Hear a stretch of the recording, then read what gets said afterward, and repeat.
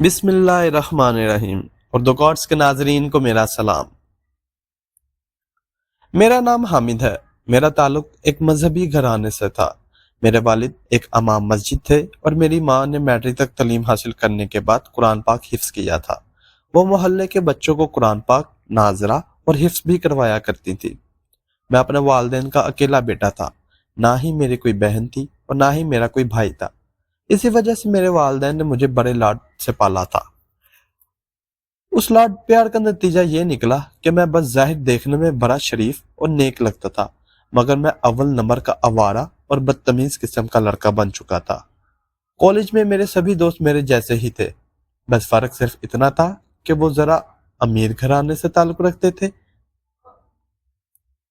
مگر انہوں نے میرے ساتھ کوئی فرق نہیں رکھا تھا۔ زندگی ایسے ہی گزر ہو رہی تھی۔ پھر ایک دن اچانک میرے والد کا انتقال ہو گیا۔ وہ دن ہمارے لیے کسی قیامت سے کم نہیں تھا۔ اب میری ماں کے علاوہ میرا دنیا میں کوئی نہیں تھا، مگر میں والد کی وفات کے بعد بھی نہیں سدھرا تھا۔ اب تو میں نشہ بھی کرنے لگا تھا، اور پھر ایک دن میری ماں کو میری سب حرکتوں کا پتہ چل گیا۔ وہ مجھ سے بہت ناراض ہوئی اور یہ سب کرنے سے منع کیا، مگر میں نے ماں کی بات نہیں مانی۔ اب حال یہ تھا کہ میں جب بھی نشے میں گھر آتا تو میری ماں غصے میں مجھے بددعا بھی دیتی اور مجھ پر بہت زیادہ غصہ کرتی، مگر میں کہاں سدھرنے والا تھا۔ جب ماں کا غصہ ختم ہوتا تب وہ مجھے اپنے پاس بلا کر بڑے پیار سے سمجھاتی اور دعائیں دینے لگتی۔ ماں کا یہ روپ دیکھ کر حیران ہو جاتا۔ میری ماں اب بھی محلے کے بچوں کو قرآن پاک پڑھایا کرتی تھی۔ آج ایک بچہ اپنے گھر سے گوشت بنوا کر میری اماں کے لیے لے کر آیا۔ میں اندر کمرے میں بیٹھا اس بچے کی آواز سن رہا تھا جو کہہ رہا تھا کہ یہ اماں نے آپ کے لیے گوشت بھیجا ہے۔ ہمارے گھر کا پورا صحن محلے کے بچوں اور بچیوں سے بھرا پڑا رہتا تھا۔ ماں نے ان کو ایک قطار بنانے کا کہا اور پھر قطار بنوا کر بچوں کو ایک کر کے اندر پری بیٹھک میں لے جانے لگی۔ ان میں سے ایک نے اماں کو اپنے گھر سے لایا ہوا گوشت دیا تھا۔ اماں کو لوگ بہت نیک خاتون سمجھتے تھے اور اسی محبت اور عقیدت کی وجہ سے محلے والے روز کوئی نہ کوئی چیز اماں کے لیے بھیج دیا کرتے تھے۔ اسی وجہ سے میری بھی جان چھوڑ جایا کرتی تھی، کیونکہ ہر روز کا نظام تو محلے سے آئی چیزوں سے ہی چل جاتا تھا۔ کوئی سالن بھیج دیتا تو کوئی روٹیاں یا چاول بھیج دیتا۔ کچھ ہی دیر میں سارے بچے اندر والی بیٹھک میں داخل ہو چکے تھے۔ میں اپنے کام میں مصروف ہو گیا۔ کچھ ہی دیر بعد بچوں کے پڑھنے کی ہلکی ہلکی آوازیں سنائی دینے لگی۔ پہلے یہ سب بچے باہر والی چھوٹی سی بیٹھک میں بیٹھتے تھے، مگر پھر تعداد زیادہ ہو جانے کی وجہ سے اماں سب بچوں کو مہمان خانے میں پڑھانے لگی۔ کافی دیر بعد جب مجھے بھوک محسوس ہوئی تو میں اٹھ کر کچن میں آ گیا تاکہ اپنی خوراک کا کچھ بندوبست کر سکوں، کیونکہ اماں تو اب 4 گھنٹے سے پہلے بچوں کے پاس سے اٹھ کر آنے والی نہیں تھی اور میرے پیٹ میں اچھلتے ہوئے چوہے صبر نہیں کر سکتے تھے۔ تو برتنوں میں ایک ڈونگے میں اچھا خاصا مٹن گوشت پڑا ہوا تھا۔ یقیناً پڑوس میں سے ہی یہی گوشت آیا تھا۔ میں جلدی سے اس گوشت کو اٹھا کر دھونے لگا۔ دیر میں گوشت دھو کر صاف ہو چکا تھا۔ اتنے میں نے کوئلے بھی گرم کر لیے۔ میں نے اپنی مرضی کے پیس اٹھائے، مسالے لگا کر فٹافٹ سیخوں پر کوئلوں پر رکھ دیا۔ سیخوں کی مہک کچھ ہی دیر میں پورے گھر میں پھیل گئی تھی۔ یہ چھوٹے موٹے کام تو میں خود ہی کر لیا تھا۔ اماں کو ان چیزوں کے لیے تکلیف کرنے کی ضرورت نہیں ہوتی تھی۔ ویسے تو میں اپنی ماں کا بہت خیال رکھتا تھا، مگر وہ میری حرکتوں کی وجہ سے بہت تنگ رہتی تھی۔ مگر میں نہیں جانتا تھا کہ بہت جلد مجھ سے میری ماں چھین لی جائے گی۔ میں سیکھیں بون کر اتار ہی رہا تھا کہ جب کسی نے میرے پیچھے سے آ کر میرا کان مروڑا۔ میں مسکراتے ہوئے اٹھا، کیونکہ میں جانتا تھا کہ میرا کان پکڑنے والی ہستی کون ہے۔ میں فوراً اٹھ کھڑا ہوا۔ میں نے اماں کی طرف دیکھا جو سوالیہ نگاہوں سے مجھے دیکھ رہی تھی۔ وہ بولی، بدماش، تو پھر سے شروع ہو گیا؟ کوئی تو لڑکوں والا کام کر لیا کر، یہ سب کام تمہارے کرنے کے نہیں ہے۔ تمہیں میں نے کتنی بار منع کیا ہے، میں کر لیتی ہوں، بس تھوڑا سا صبر کر لیا کر۔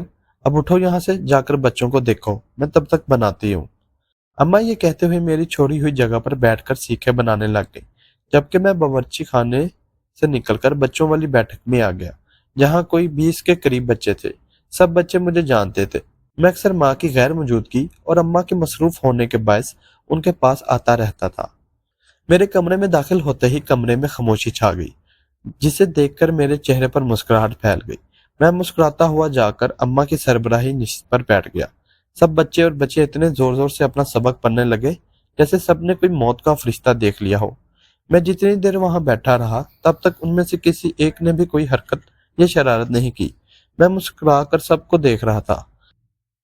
پھر آدھے گھنٹے بعد اماں آ گئی۔ اماں کے آتے ہی سب بچوں نے سکون کا سانس لیا، جبکہ میں ایک مقصود اشارہ کرتا ہوا کمرے سے باہر چلا گیا، جہاں میری ماں میرے لیے پان سیکھے اور چٹنی رکھ کر گئی تھی۔ میں یہ سب کھا کر اپنے کمرے میں گیا اور اپنی بائک کی چابی لے کر گھر سے باہر نکل گیا۔ کچھ دیر بعد میں اپنے آوارہ دوستوں کے پاس موجود تھا۔ میرے سارے دوست اونچے خاندانوں سے تھے، ان میں سے صرف میں ہی غریب تھا، مگر میرے دوستوں نے کبھی بھی مجھے اس چیز کا احساس نہیں ہونے دیا تھا۔ وہ اکثر مجھے مہنگے مہنگے تحفے دیتے رہتے۔ پہلے تو میں بہت انکار کیا کرتا تھا، مگر وہ میرے انکار کو کسی بھی خاطر میں نہیں لاتے تھے اور زبردستی وہ چیز مجھے دے دیتے۔ مجھے ان کی دوستی میں کافی وقت گزر گیا تھا اور اب تو مجھے محسوس بھی نہیں ہوتا تھا کہ میں ان میں غریب ہوں۔ مجھے دیکھ کر میرے سارے دوست کھل اٹھے، کیونکہ میں محفل میں بہت زیادہ رونق لگائے رکھتا تھا۔ سب دوست اٹھ کر مجھ سے گلے ملتے، سب نے اپنے اپنے ہاتھوں سے سگریٹ جلا کر رکھی تھی۔ کچھ ہی دیر میں نے ان کی محفل میں جان ڈال دی۔ بیٹھے بیٹھے ہی ان لوگوں نے سنیما جانے کا پروگرام بنا لیا اور ٹکٹ بک کروا دیے، جن میں میرا نام بھی شامل تھا۔ میں نے فون کر کے اماں کو دیر سے گھر آنے کا میسج چھوڑ دیا تھا، کیونکہ گھر میں امی اکیلی ہوتی تھی۔ میں جب بھی لیٹ آنے کا کہتا تو وہ کسی نہ کسی بچے یا بچی کو اپنے پاس روک لیتی۔ پھر میرے جانے پر اگر وہ بچہ یا بچی جاگ رہا ہوتا تو اسے گھر پہنچا کر آنا میری اور اماں کی ذمہ داری ہوتی تھی۔ آج بھی میں اپنے دوست کے ہمراہ سنیما میں داخل ہوا۔ ہم سب اپنی اپنی مخصوص نشستوں پر جا بیٹھے۔ ہم نے اپنی پسندیدہ مووی دیکھی، جو کہ 10 بجے ختم ہو چکی تھی۔ پھر ہم نے پاس کے ایک ہوٹل سے کھانا کھایا۔ کھانا کھانے تک 11 بج چکے تھے۔ اب میں گھر نکلنا چاہ رہا تھا، جبکہ میرے سارے دوست ایک مرتبہ پھر سے مجھے اپنے ساتھ کھینچتے ہوئے سنیما میں لے گئے۔ میں انکار کرتا رہا، کیونکہ میری ماں گھر پر اکیلی تھی، مگر میرے کوئی دوست میری بات ماننے پر تیار نہیں تھے۔ دوستوں کی محبت دیکھ کر میری ماں کی محبت اور ان کی دی ہوئی ہدایتیں بھول جاتا تھا۔ رات کے 1 بجے ہم سنیما سے نکلے۔ تقریباً 2 بجے میں اپنے گھر کے دروازے پر تھا۔ میں نے جو ہی دروازے پر دستک دینے کے لیے ہاتھ رکھا، اتنے میں دروازہ کھل گیا۔ اماں میرے انتظار میں پہلے ہی کھڑی تھی۔ میں جیسے ہی بائک لے کر اندر داخل ہوا تو اماں نے مجھے زیادہ دیر سے گھر باہر رہنے کی وجہ پوچھی، حالانکہ وہ جانتی تھی کہ میں اپنے آوارہ دوستوں کے پاس ہی تھا۔ میرے چہرے سے صاف پتہ چل رہا تھا کہ میں نے نشے والا سگریٹ پیا ہوا ہے۔ میں نے انہیں مختصر بتایا اور اپنے کمرے میں جا کر بند ہو گیا، کیونکہ جو میری حالت تھی میں ان کے سامنے زیادہ دیر نہیں رہ سکتا تھا۔ کمرے میں آ کر میں فوراً واش روم میں بند ہو گیا۔ کچھ دیر بعد فریش ہو کر باہر آیا۔ اب میرے قدم اماں کے کمرے کی طرف تھے۔ میں اماں کے کمرے کی طرف چلا گیا تو کمرے کا دروازہ بند تھا۔ میں نے جھانک کر اندر دیکھا، جہاں اماں کے ساتھ مدرسے کی ایک لڑکی بھی بیٹھی تھی، جس نے مجھے دیکھتے ہی اپنے چہرے پر نقاب ڈال دیا، کیونکہ اسے محسوس ہو گیا تھا کہ میں اسے اچھی نظر سے نہیں دیکھ رہا۔ اس کی عمر تقریباً 16 سال تھی۔ وہ پچھلے 9 سال سے اماں کے پاس آ رہی تھی۔ کیونکہ وہ حفظ بھی کر رہی تھی، میں وہیں دروازے سے پلٹ آیا اور کچن میں جا کر اماں کے لیے دودھ گرم کیا۔ میں روزانہ رات کو اماں کو دودھ گرم کر کے دیا کرتا تھا، ساتھ ہی ساتھ خود بھی پیتا تھا۔ ابھی فی الحال میں نے اماں کے لیے ہی دودھ گرم کیا اور گلاس ٹرے میں رکھ کر اماں کے کمرے میں چلا آیا اور دودھ کا گلاس اماں کو پکڑا دیا۔ اماں دودھ پینے لگی، پھر مجھے کہنے لگی، بیٹا اس لڑکے کو اس کے گھر چھوڑ آؤ۔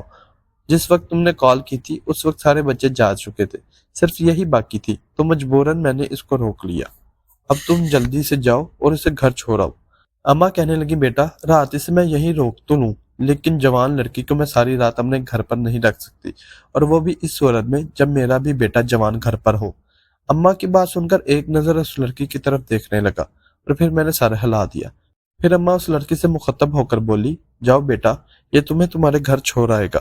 میں ابھی تمہارے ساتھ جاتی، لیکن سردی کی وجہ سے میرے گھٹنوں میں بے حساب درد ہے، لیکن تم فکر مند نہ ہونا، یہ تمہیں باحفاظت گھر پہنچائے گا۔ اس لڑکی نے اماں کی بات سن کر میری طرف دیکھا اور پھر اٹھ کر اماں سے اللہ حافظ کہہ کر کمرے سے باہر نکل آئی۔ اس لڑکی کو گھر چھوڑنے کے بعد میں گھر واپس آیا تو تب تک اماں سو چکی تھی۔ پھر فجر کے وقت سے تھوڑی دیر پہلے ہی میری آنکھ لگ گئی۔ میں کافی دیر سکون کی نیند سوتا رہا، کیونکہ میں نے نشے والے سگریٹ لیے ہوئے تھے۔ میں اگلے روز دوپہر 3 بجے تک سوتا رہا۔ میری آنکھ اماں کی چینک سن کر کھلی۔ اماں چیخ چیخ کر رو رہی تھی۔ میں نے اپنی آنکھیں کھولی، وقت دیکھا تو دن کے 3 بج رہے تھے اور باہر سے اماں کے رونے کی آوازیں آ رہی تھی۔ میں فوراً اٹھ کر اماں کی حالت دیکھ کر میرا دل دھڑک اٹھا۔ میں بھاگ کر اماں کے پاس پہنچا اور کہا، اماں کیا ہوا ہے، رو کیوں رہی ہو؟ مگر اماں کی بات نے میرے پیروں تلے سے زمین نکال دی۔ अम्मा ने बताया कि वो लड़की शाजिया जिसे रात को मैं घर छोड़ कर आया था मर गई है। किसी ने उसके साथ ज्यादती करके उसे मार दिया है। अम्मा मुझे अजीब नजरों से देख रही थी, जैसे ये सब मैंने किया हो, क्योंकि रात को मैं नशे में था। मैंने अम्मा के सर पर हाथ रखकर कसम खाई कि मैं रात को नशे में जरूर था, मगर मैंने ये सब नहीं किया। मेरी अम्मा रो रही थी और मुझे अपने कानों पर यकीन नहीं आ रहा था। जो कुछ मैं सुन रहा हूँ, क्या वो सच है या झूठ? लड़की का खूबसूरत चेहरा एकदम से मेरी आंखों के सामने आ गया। ऐसा कैसे हो सकता था? मेरी हालत खराब हो रही थी।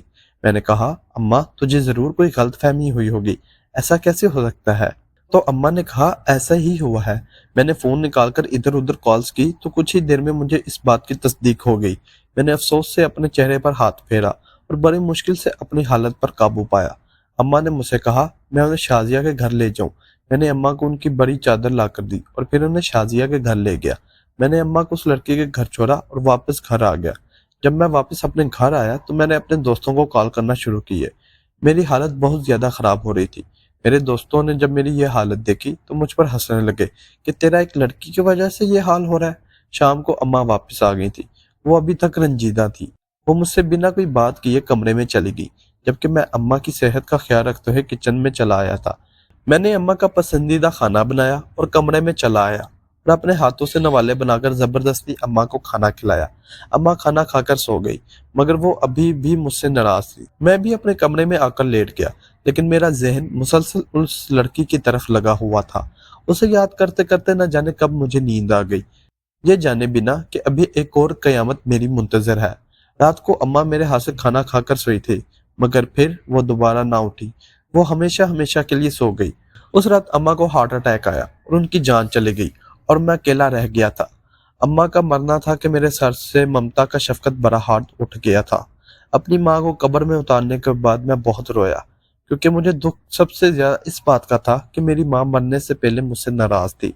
मैं जब भी दोस्तों के बीच बैठकर उस लड़की शाजिया की बात करता तो मेरे दोस्त मुझे मजनू कहकर पुकारते थे। उस रात जब मैं उस लड़की को घर छोड़ने जा रहा था, तब मैंने सोच लिया था कि मैं अगले दिन अम्मा से अपने और शाजिया के रिश्ते की बात जरूर करूंगा। मगर अगले ही दिन न जाने ऐसा क्या हुआ था कि मुझे उसकी मौत की खबर मिली और उसकी मौत के एक दिन बाद ही मेरी माँ भी मुझे छोड़कर चली गई। अब मैं रोजाना फातिहा पढ़ने के लिए अपनी माँ की कब्र पर जाता था, मगर मैं माँ की कब्र देखकर डर जाता, क्योंकि मेरी माँ की कब्र खुली पड़ी होती थी और वो कफन में लिपटी कब्र में पड़ी होती। मैं माँ की कब्र फिर से बनाता और घंटों वहां बैठा रहता कि आखिर ऐसा क्यों होता है। मैं सोच सोच कर पागल हो गया था। मुझे खुद से अपनी माँ की जुदाई बर्दाश्त नहीं हो पा रही थी। मुझे तो ये समझ नहीं आ रहा था कि अम्मा ने इतना गहरा सदमा इस चीज का लिया कि उन्हें मौत की मुंह में जाना पड़ा, और अब ये मेरी माँ की कब्र के साथ क्या हो रहा है। आज अम्मा को गुजरे 3 दिन हो गए थे, मगर यही सब कुछ हो रहा था। गोरकन का कहना था कि वो भी कुछ नहीं जानता, लेकिन ये सब कैसे हो जाता है। आज मुझे बड़ा गुस्सा आया। मैं घंटों अपनी माँ की कब्र के पास बैठा रहा। फिर रात हो गई और मैं घर वापस चला आया। अगले रोज जब मैं वापस कब्र पर आया तो मुझे हैरत हुई। कब्र पर बेहिसाब लोगों का हजूम लगा हुआ था। मैं इस भीड़ को तोड़ता हुआ कब्र के पास पहुंचा तो आगे का मंजर देखकर मेरी जान ही निकल गई। मेरी माँ की कब्र को पुलिस वाले खोलकर खड़े थे और मेरी माँ को कब्र से निकाल रहे थे। मैंने वहां जाकर उन्हें रोकने की कोशिश की तो उन्होंने मुझे पीछे हटा दिया और फिर एक सिपाही ने मुझे अपनी हिरासत में लिए लिया। पता नहीं ये क्या हो रहा था, ये सब मेरी समझ से बाहर था। खैर, उन्होंने मेरी माँ की कब्र खोद दी और अम्मा की डेड बॉडी निकालकर एम्बुलेंस में डाली और अस्पताल ले गए। उन लोगों ने अम्मा की डेड बॉडी का पोस्टमार्टम करवाया, क्योंकि इन्हें इतला मिली थी कि मेरी माँ की मौत तबीयती नहीं हुई थी, बल्कि किसी साजिश से हुई थी। किसी ने अम्मा का कत्ल किया था, मगर क्यों और कब, इस बात का भी कोई पता नहीं चल रहा था। सब लोग पोस्टमार्टम की रिपोर्ट आने का इंतजार कर रहे थे, जो 2 घंटे बाद आनी थी। और जैसे ही 2 घंटे बाद रिपोर्ट आई तो साबित हो गया कि वाकई मेरी माँ की मौत गला दबाने से हुई थी। अम्मा की मैयत को दोबारा से तदफीन के लिए ले जाया गया, जबकि मुझे अस्पताल से गिरफ्तार करके जेल में ले जाया गया। मेरे साथ ये सब कुछ क्यों हो रहा है? मैं बेहिसाब एहतजाज किया, जिस पर एक हवलदार मेरी तरफ आया। मैंने उससे कहा, मुझे जेल में क्यों डाला है, मुझे यहाँ से निकालो ताकि मैं अपनी माँ के कातलों को ढूंढ सकूं। तो उस हवलदार ने मुझे कहा, चुप करके अंदर बैठ जा, नहीं तो वो चितरोल करूंगा तू सारी जिंदगी याद रखेगा। खुद ही अपनी माँ का कत्ल करता है और फिर खुद ही अनजान बनता है। शुक्र है कि तेरे दोस्तों ने तेरा चेहरा बेनकाब कर दिया। अब तू लंबा अंदर ही रहेगा। तूने ना सिर्फ अपनी माँ का कत्ल किया है, बल्कि एक मासूम लड़की की जान भी ले ली है। اب چپ کر کے بیٹھ جا۔ اس حوالدار کی باتیں سن کر میرا دماغ چکرا گیا۔ مجھے کچھ سمجھ نہیں آ رہا تھا کہ کیا ہو رہا ہے۔ مجھے ایک دم سے اپنے دوستوں کا خیال آیا کہ انہیں اپنی مدد کے لیے بلاؤں، تو میں نے حوالدار سے درخواست کی کہ مجھے صرف ایک کال کرنے دی جائے۔ مجھے بہت مشکل سے ایک کال کی اجازت ملی۔ میں نے اپنے دوست کو کال ملائی اور اسے مدد کرنے کو کہا تو وہ میرا حال سن کر ہنسنے لگا۔ وہ سب کے سب ایک ساتھ ہی بیٹھے تھے۔ اب مجھے کچھ سمجھ آیا کہ یہ سب میرے دوستوں کی چال تھی۔ میری سب سے بڑی غلطی یہی تھی کہ میں نے اپنی ماں کی بات نہیں مانی تھی۔ اماں نے مجھے کتنی مرتبہ کہا تھا کہ آوارہ لوگوں سے دوستی نہ کرو، ان کی دوستی اچھی نہیں ہوتی کیونکہ ان کا کوئی دین ایمان نہیں ہوتا اور یہ لوگ کسی بھی وقت کچھ بھی کر سکتے ہیں۔ میری طرح وہ بھی اس لڑکی پر مرتے تھے۔ انہوں نے شازیہ کو دیکھا ہوا تھا اور کئی بار مجھے کہا تھا کہ میں ان کے ساتھ مل کر اس لڑکی کو اغوا کروانے میں ان کی مدد کروں۔ وہ سب اسے اپنی ہوس کا نشانہ بنانا چاہتے تھے، مگر میں نے ان کا ساتھ دینے سے انکار کر دیا کیونکہ میں ایسا انسان نہیں تھا کہ کسی کے ساتھ برا کروں۔ پسند تو میں شازیہ کو کرتا تھا، لیکن میں اسے عزت سے گھر لانا چاہتا تھا، نہ کہ اس کی عزت برباد کرنے کی سوچتا تھا۔ اس دن میرے دوستوں نے ہی شازیہ کو اغوا کیا تھا۔ پہلے انہوں نے شازیہ کے ساتھ زیادتی کی اور پھر اسے جان سے مار ڈالا۔ اس رات جب میں شازیہ کو چھوڑنے گیا تو شازیہ اپنے دروازے سے کچھ فاصلے پر ہی مجھے روک دیا تھا۔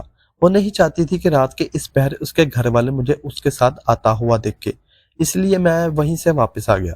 مگر مجھے نہیں پتا تھا کہ اسی رات میرے دوستوں نے اسے اغوا کر لیا اور اس کے ساتھ انتہائی برا سلوک کر کے اسے دروازے کے آگے پھینک کے چلے گئے۔ اماں کو یہی لگا کہ شازیہ کے ساتھ یہ سب میرے آوارہ دوستوں نے میرے ساتھ مل کر کیا ہے، اس لیے اماں نے شازیہ کے گھر والوں سے کہا تھا کہ وہ مجھ پر اور میرے آوارہ دوستوں پر کیس کر دیں اور اماں ان کا پورا ساتھ دے گی۔ اماں مجھے بھی مجرم سمجھتی رہی، مگر میں تو بے قصور تھا۔ ان سب کی خبر میرے آوارہ دوستوں کو ہو گئی تھی۔ اس سے پہلے کہ اماں میرے آوارہ دوستوں اور میرے خلاف پولیس اسٹیشن میں گواہی دیتی، انہوں نے میری ماں کو ہی مار دیا۔ اس کے بعد ان کا اگلا پلان یہ تھا کہ وہ میری ماں کی قبر کو بار بار کھول کر مجھے پاگل کرنا چاہتے تھے۔ پھر انہوں نے سوچا کہ پولیس کو اس کے خلاف کر دیتے ہیں، یہ ساری زندگی جیل میں پڑا رہے گا اور اس کے گھر اور زمینوں پر ہم قبضہ کر لیں گے کیونکہ اس کے خاندان میں اس کے بعد کوئی بھی اس کا وارث نہیں ہے۔ ان کے لیے یہ ایک مذاق کی طرح تھا کہ وہ جو سوچ رہے ہیں وہی سب کچھ ہوتا جائے گا، مگر قانون سے کون بچ سکتا ہے۔ جب اس کیس کی تفتیش ہوئی تو میرے سارے دوست پکڑے گئے۔ میں بے قصور تھا۔ مجھے لگا کہ میں جیل سے باہر آ جاؤں گا، مگر میرے سبھی دوستوں نے بیان دیا کہ یہ سب کرنے میں ان کی مدد کی تھی اور اس طرح ان کی وجہ سے میں بھی مجرم بن گیا۔ آج میں جیل میں بیٹھا اپنی زندگی کی کوتاہیوں کو یاد کرتا ہوں کہ کاش میں اپنی ماں کی بات مان لیتا اور میری ماں بھی زندہ ہوتی۔